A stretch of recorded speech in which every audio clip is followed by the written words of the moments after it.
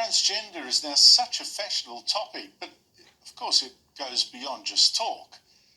In Victoria especially, there's been a huge jump in children referred to treatment to change their gender, 41% last year, 41%. And girls as young as 9 reportedly given puberty blocker drugs, boys 11 years old. In the United States, surgery for women wanting to be men has tripled in 3 years to nearly 7,000 patients last year. Now, Peter Benjamin has had sex change surgery too. He's British, he's 60, he's an ex-soldier, and started cross-dressing as a teenager. And in 2015, a few years after his wife died, he had gender reassignment surgery to become a woman. But not long after that surgery, Peter Benjamin started to have panic attacks, drinking heavily, and after several years as a woman decided to be a man again. He joins me now from London. Peter Benjamin, thank you so much for your time. I know this is a tough story for you, but tell me, what made you decide you were really a woman? Good morning, Andrew. I didn't really decide that I was really a woman. It just came. I was suffering with anxiety and depression. I was drinking heavily, and I was cross-dressing, wearing women's clothes, going out socially and stuff like that, and driving around, spending a lot of time as a woman. And it was after my wife died, I decided I want to be a woman full time. So I went to my doctor, and she told me to go away and live as a woman for a month, which I did, without any hormones, without any treatment or anything. And then after that, I was referred to my local psychiatrist, a registrar psychiatrist, who said I had no underlying medical conditions in his report, because I read it, but I did. I was alcohol, depression, anxiety, and so then I was referred on to the Gender Identity Clinic in London, but because the waiting list was so long, there were so many on the bandwagon to change gender, I decided to go private. But all through this process, I was looking on the internet, I was getting advice, I was getting information off the internet, of looking on different websites and stuff like that on transgender, how you go about the operation, what happens, and reading the press, how many people were going through the operations and everything. And I was keeping up to date with it all, and there was blogs on social medias at the time saying about transgender, what the waiting list is, about the hospitals and everything. So I was getting caught up in this vicious circle of following this transgender. I'm not weak-willed, and so I went to London. I went to the Gender Identity Clinic. I went to see the doctor privately, the psychiatrist, and I paid a lot of money to see him for an hour. And he said, yes, you've got gender dysphoria, and he prescribed me hormones. Then I saw the same doctor again under the NHS. I saw him twice, and then I saw the endocrinologist for my medication.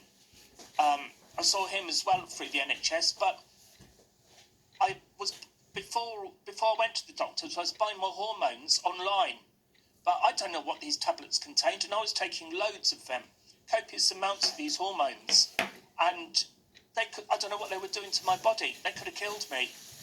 And then the doctor prescribed hormones, and I had to have regular blood tests and everything.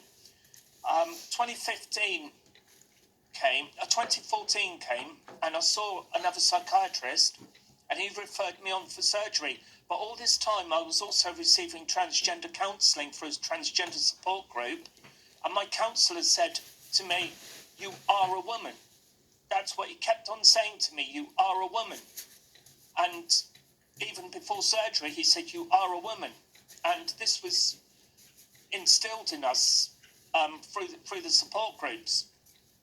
Peter, there doesn't seem in the process you're describing, in this process, there doesn't seem to be many steps where people were really saying to you, now listen, Peter, think about this really, really seriously. This is a very serious process, and maybe you aren't what you think, won't be getting out of this what you think you might. It seems to be fairly smooth to point of surgery. I had to go do the real life test for 2 years, between seeing the first doctor and seeing the last doctor, seeing him again. So I had to go and do the real life test. But there was no, through that real life test, there was no backup from the NHS whatsoever. That I was on my own out there. There was nothing, no one talking me out of it, nothing. I just lived my life as a woman for 2 years. It was difficult. There was a lot of abuse and everything else. But I lived my life like that. And then did it improve as you had hoped? When you got your surgery and you changed it, how was your life then? Yeah. My anxiety was, it was still high. I was scared to go out the house. I did go out. I went out socially and stuff, but I was on antidepressants. I was still on the anxiety tablets, and I was still drinking heavily. I had to drink to get the confidence to get out the house, and this carried on right the way through until I changed back to being Peter, and I'm now Why off did you full change? medication. My doctor, I don't need it anymore. Well, that bit's good. I mean, what made you change back? When I was out one day in my local shopping centre, and a lady, I go to church, I'm a Christian. I was out in my local shopping centre, and a lady who I barely know from my old church came up to me and said to me, "Who's Peter?" This was a divine appointment, and I haven't seen her since. And she said, "Who's Peter?" And I said, "Peter used to be me." And she said, "God doesn't want you to be Victoria." And I said to her, "I know, I've been hearing God's voice as well. I don't hear voices. This was real." So I went home and I sat down, packed all my stuff and got rid of it all. And I was going to a new church at the time, and I went to a meal that Saturday night at church, and two ladies who I don't know said to me, "Where's your hair?"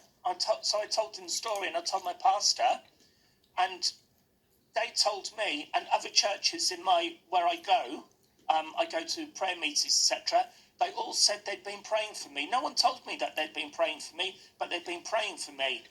And I've just gone from there, gone from strength to strength. I say I'm off all my medication now. I walk daily with God, and I just feel so great now, Andrew.